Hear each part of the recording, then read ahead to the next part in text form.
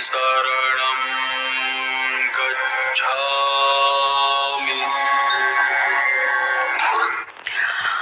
গৌতম বুদ্ধের প্রথম নাম ছিল সিদ্ধার্থ।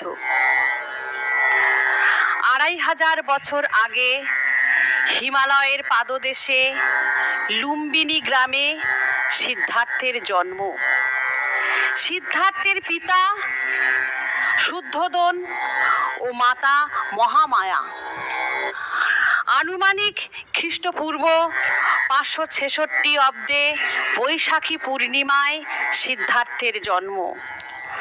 শুদ্ধোদন ছিলেন শাক্য বংশীয় রাজা। তখনকার ভারতবর্ষ ছোট ছোট গোষ্ঠীতে বাস করত। শাক্য বংশ তেমনি একটি গোষ্ঠী। এরা হিমালয়ের তরাই অঞ্চলে রোহিণী নদীর তীরে কপিলাবস্তু নামে ছোট একটা রাজ্যে বাস করত। রাজ্যটি ছিল গণরাজ্য, অর্থাৎ এই রাজ্যে রাজার ছেলে রাজা হতে পারত না। এই রাজ্যের রাজা বা নেতাকে নির্বাচন করা হতো এবং রাজ্য শাসনে রাজাকে সাহায্য করত শাক্য সংঘ। রাজা শুদ্ধোদন তেমনই একজন নির্বাচিত রাজা। সিদ্ধার্থের জন্মের 7 দিনের মধ্যে মাতা মহামায়া মারা যান। বিমাতা গৌতমী সিদ্ধার্থকে লালন পালন করেন। মাতা গৌতমীর নামানুসারে সিদ্ধার্থের নাম হলো গৌতম। গৌতমী পুত্র সিদ্ধার্থ গৌতম। সিদ্ধার্থের পিতা শুদ্ধোদন শাক্য বংশীয় ক্ষত্রিয় রাজা হলেও তিনি একজন চাষী ছিলেন। কৃষি ছিল মূল ভিত্তি। রাজা শুদ্ধোদন রাজা হলেও বছরে একবার অন্তত চাষের জমিতে চাষ করতে নামতে হতো এবং রাজার সব কথা নয়, শাক্য সংঘের সিদ্ধান্তই সবাইকে মেনে চলতে হতো। সুতরাং গণপ্রজাতন্ত্র রাজ্যের সন্তান ছিলেন গৌতম বুদ্ধ। রাজা শুদ্ধোদন পুত্র সিদ্ধার্থকে সব রকম শিক্ষায় উপযুক্ত করে তুলেছিলেন। রাজকুমার সিদ্ধার্থ অসাধারণ মেধাবী ছিলেন। প্রতিটি বিষয় খুব গভীরভাবে চর্চা করতেন। ক্ষত্রিয় সন্তান হিসাবে অল্প দিনের মধ্যে ঘোড়ায় চড়া, তীর ছোড়া, অস্ত্র চালনা ও বিভিন্ন শাস্ত্রে পারদর্শী হয়ে ওঠেন। এত শক্তিধর হয়েও সিদ্ধার্থের মনটি বড় কোমল। কোনো প্রাণীর দুঃখ বা কষ্ট দেখলে খুব বিচলিত হতেন। তার নিজের জীবনে কোনো দুঃখ ছিল না, কিন্তু অন্যের দুঃখে তিনি স্থির থাকতে পারতেন না।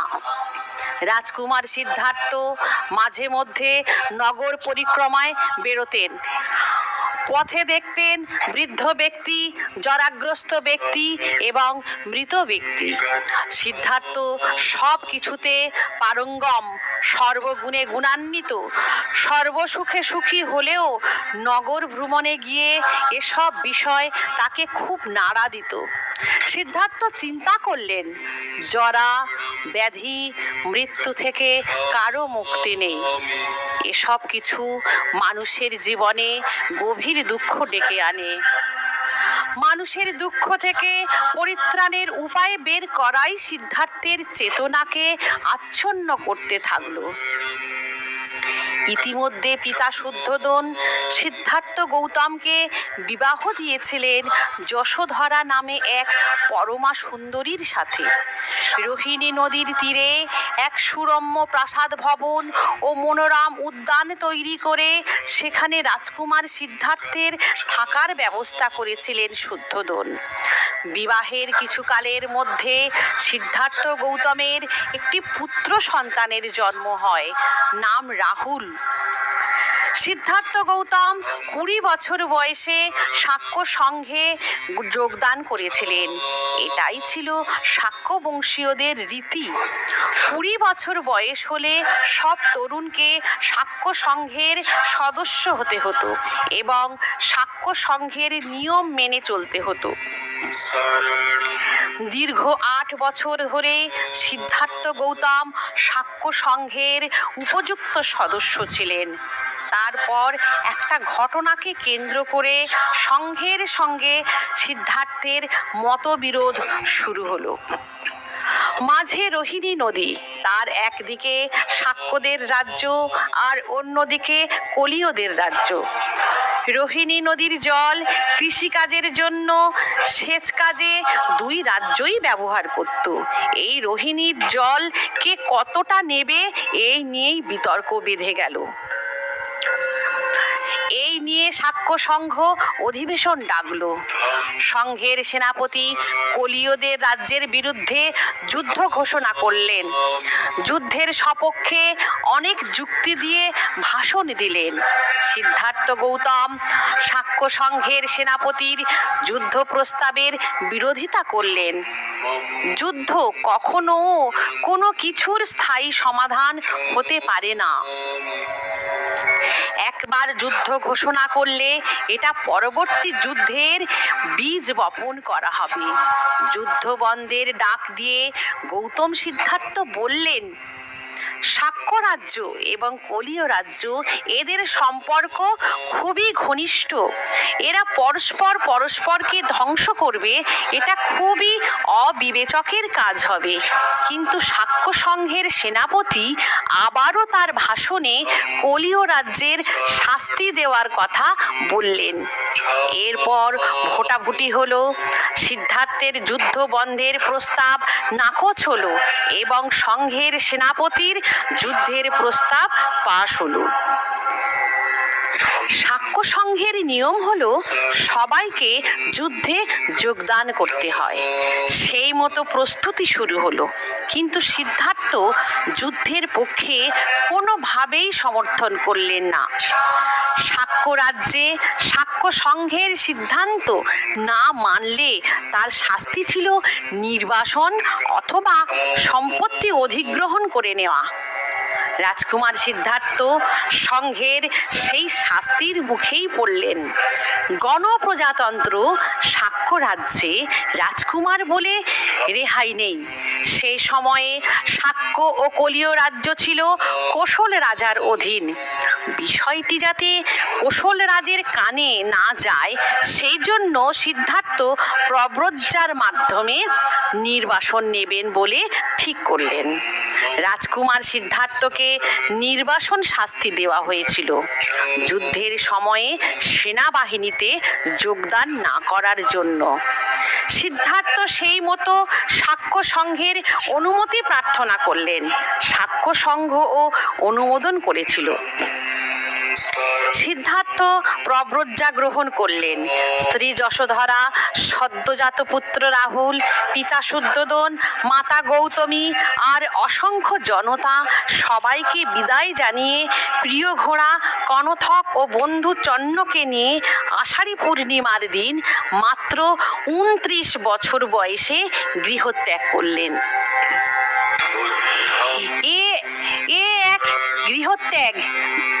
এই গৃহত্যাগ ছিল বিশ্বের ইতিহাসে বিরল।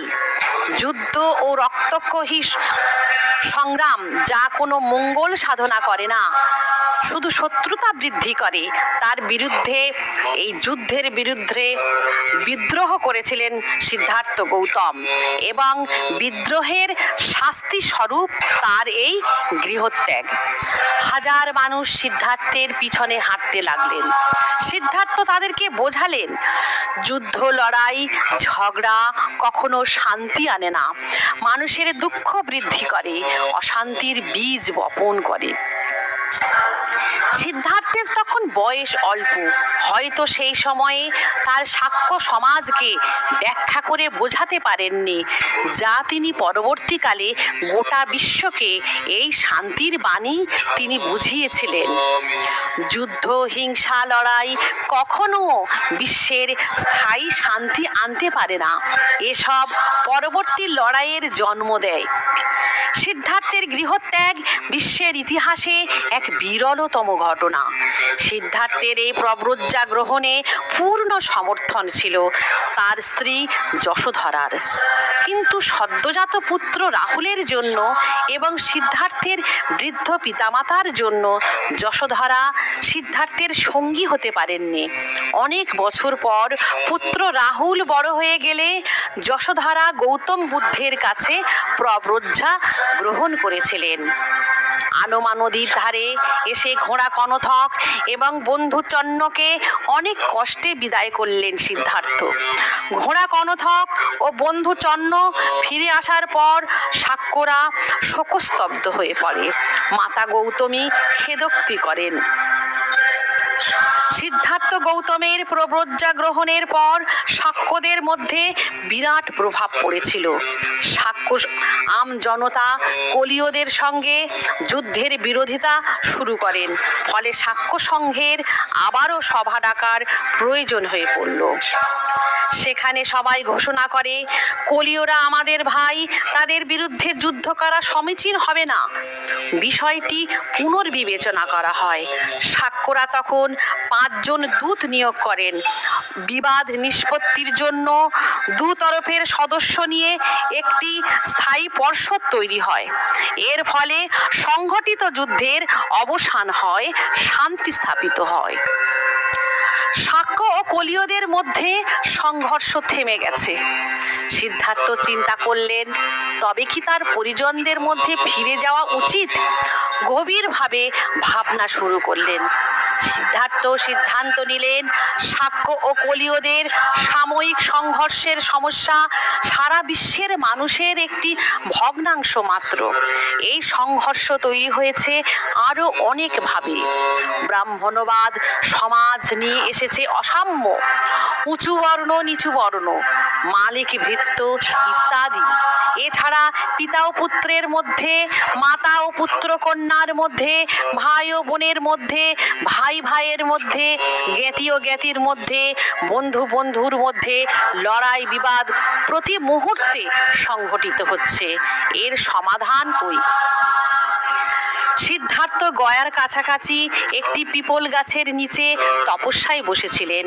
সেখানেই তার বোধি বা জ্ঞান লাভ হয় বলে এই গাছটিকে বোধি বৃক্ষ বলা হয়। বোধি লাভ করার পর সিদ্ধার্থের নাম হয় বুদ্ধ। কুমকুমের কথকথা চ্যানেলটি আপনারা লাইক করবেন, কমেন্ট করবেন, সাবস্ক্রাইব করবেন। ধন্যবাদ।